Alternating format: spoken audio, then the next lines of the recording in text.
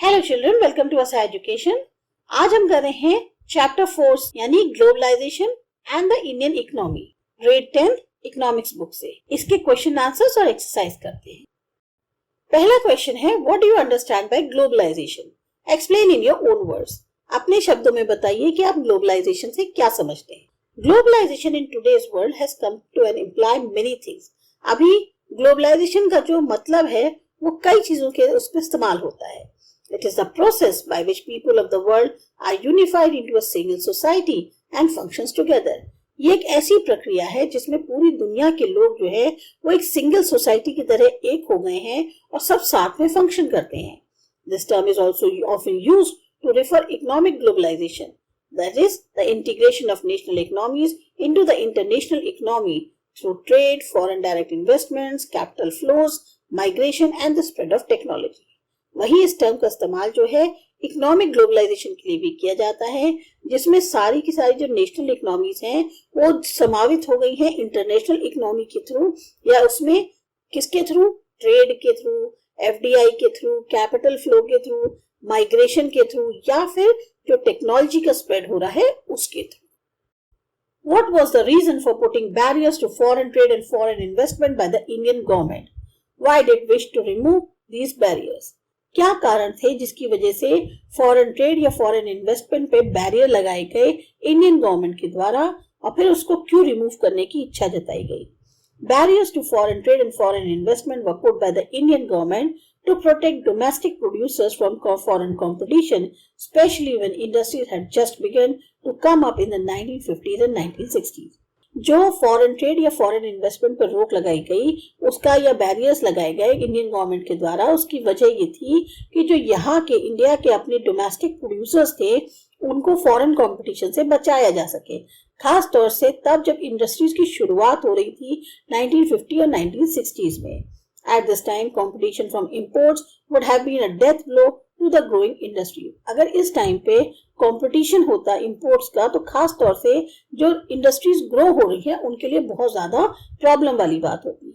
Hence, India allowed imports of only essential goods. इसलिए India ने सिर्फ अलाउ किया कि जो जरूरी चीजें हैं उन्हीं को ही इंपोर्ट किया जाएगा।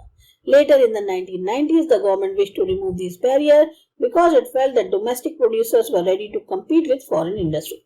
1990s में गवर्नमेंट ने फिर कोशिश करी कि इन बैरियर्स को रिमूव कर दिया जाए, क्योंकि उनको अब लगता था कि जो यहाँ के डोमेस्टिक प्रोड्यूसर हैं वो पूरी तरह से तैयार हैं फॉरेन इंडस्ट्री के साथ कंपटीशन के लिए। It felt that foreign competition would in fact improve the quality of goods produced by the Indian industries. उनको ऐसा भी लगा कि अगर फॉरेन कंपटीशन जो है वो होगा तो उससे जो क्वालिटी इंडिया में गुड्स की बनती है उसको और ज्यादा बेहतर किया जा सकेगा। This decision was also supported by powerful international organizations. और इस डिसीजन को जो है सपोर्ट किया जो और पावरफुल इंटरनेशनल ऑर्गेनाइजेशंस थी उनने भी।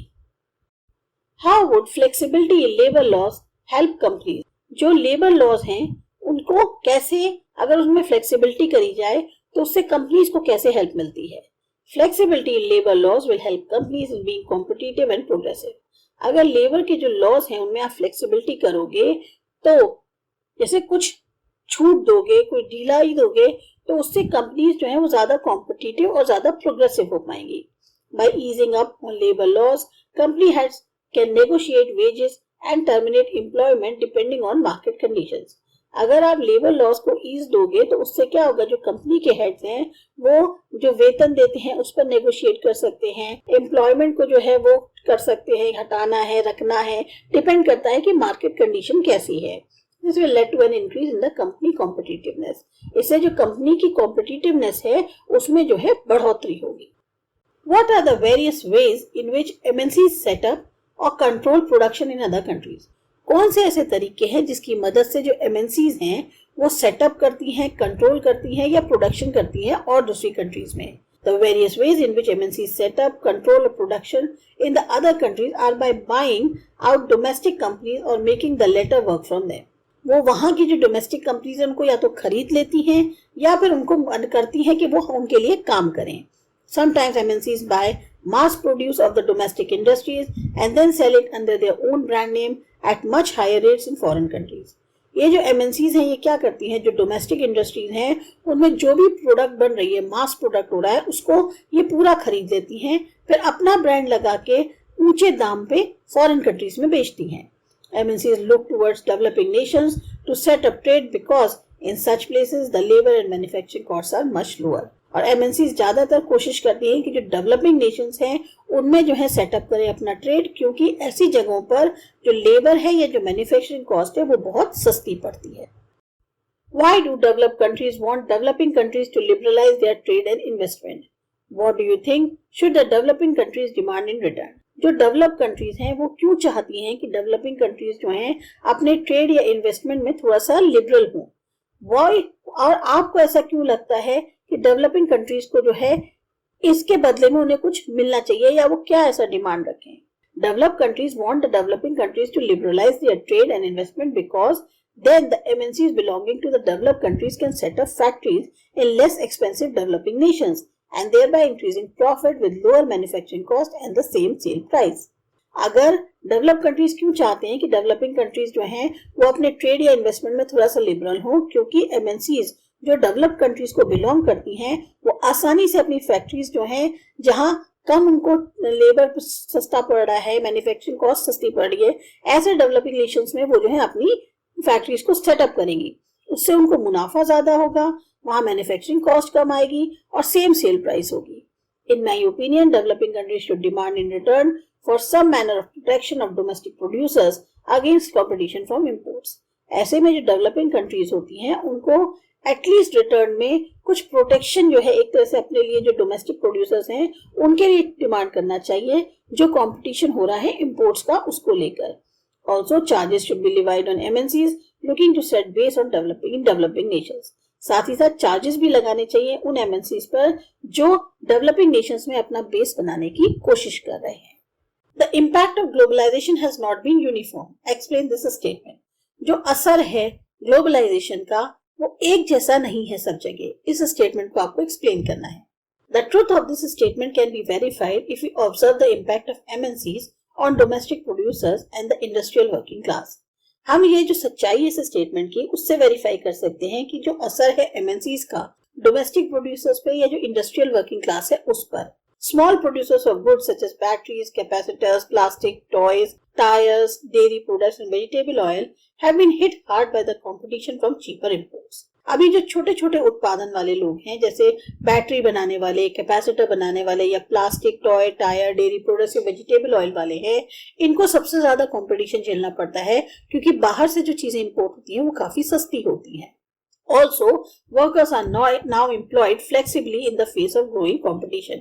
वर्कर्स को भी जो रखा जाता है वो काफी उससे रखा जाता है क्योंकि जैसा कंपटीशन बढ़ता जा रहा है अब उनको ये नहीं पता कि वो कितने दिन जॉब है कितने दिन नहीं है। This has reduced job security, उससे उनकी जो जॉब सिक्योरिटी है उसमें कमी आ गई है। Efforts are now on made to make globalisation fair for all since it has become a world wide phenomenon. अब कोशिशें ये करी जा रही है कि ग्लोबलाइजेशन पूरी तरह से फेयर रखा जाए क्योंकि अब ये जो है एक तरह से पूरा वर्ल्ड वाइड फिनोमेनन बन चुका है। How has the liberalization of trade and investment policies helped the globalization process? ये जो लिबरल करी गई है ट्रेड और इन्वेस्टमेंट पॉलिसीज को उससे ग्लोबलाइजेशन प्रोसेस को कैसे मदद मिली? Liberalization of trade and investment policies has helped the globalization process by making foreign trade and investment easier. इससे फॉरेन ट्रेड और इन्वेस्टमेंट आसान हो गया है। Earlier, several developing countries had placed barriers and restrictions on imports and investments from abroad to protect domestic production. पहले जितने भी developing Nations थे ज्यादातर उन्होंने बैरियर लगा दिए थे या रिस्ट्रिक्शन कर दिए गए थे इंपोर्ट्स पर, इन्वेस्टमेंट्स पे जो बाहर से किए जा रहे थे ताकि अपने डोमेस्टिक प्रोडक्शन को बचा सकें।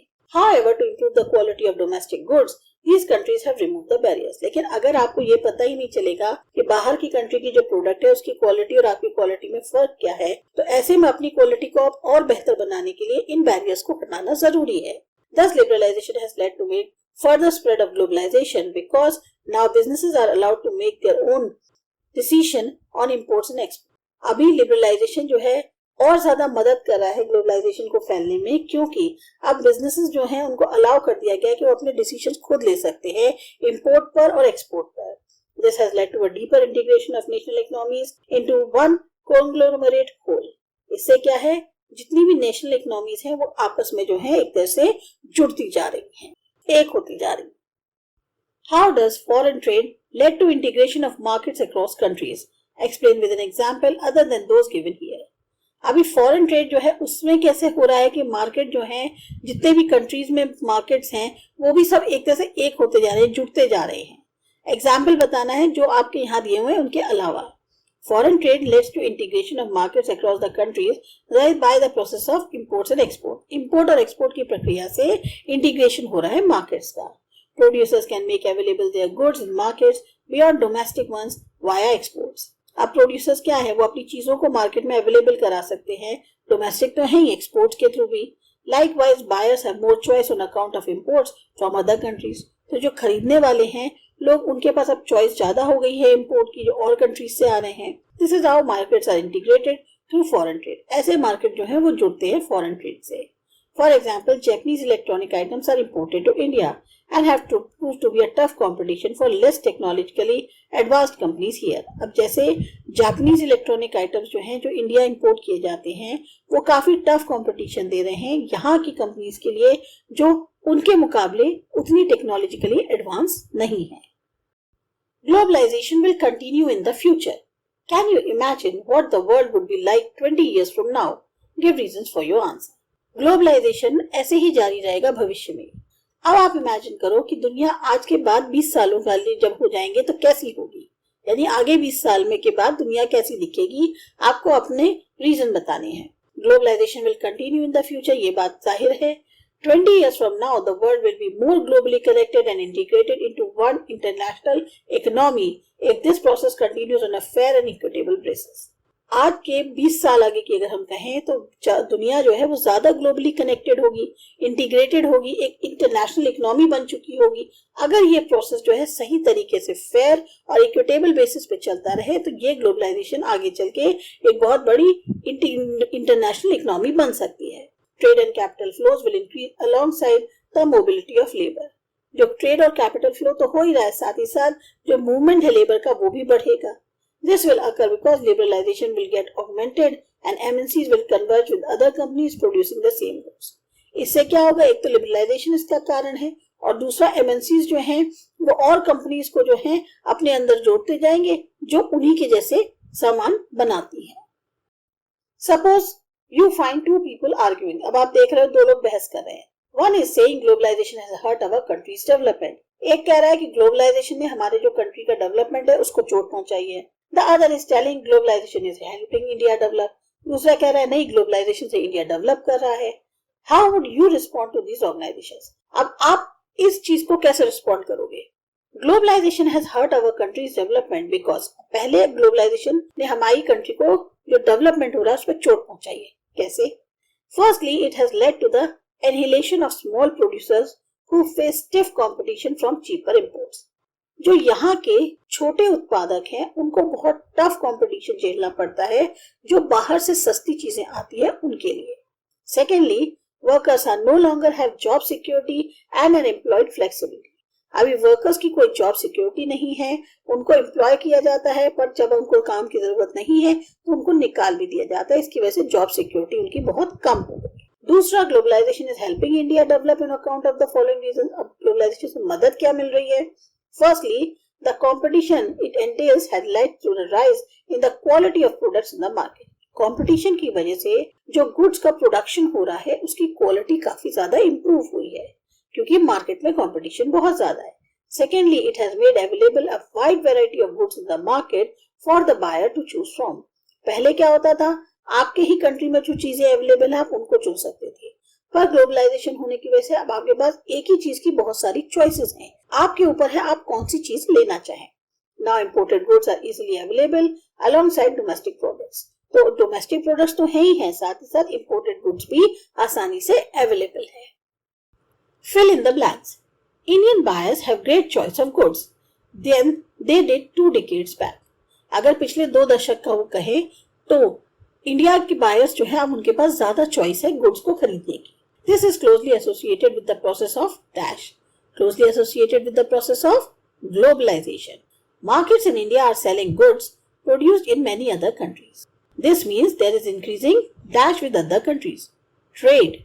Moreover, the rising number of brands that we see in the market might be produced by MNCs in India. MNCs are investing in India because of dash, because of cheaper production cost.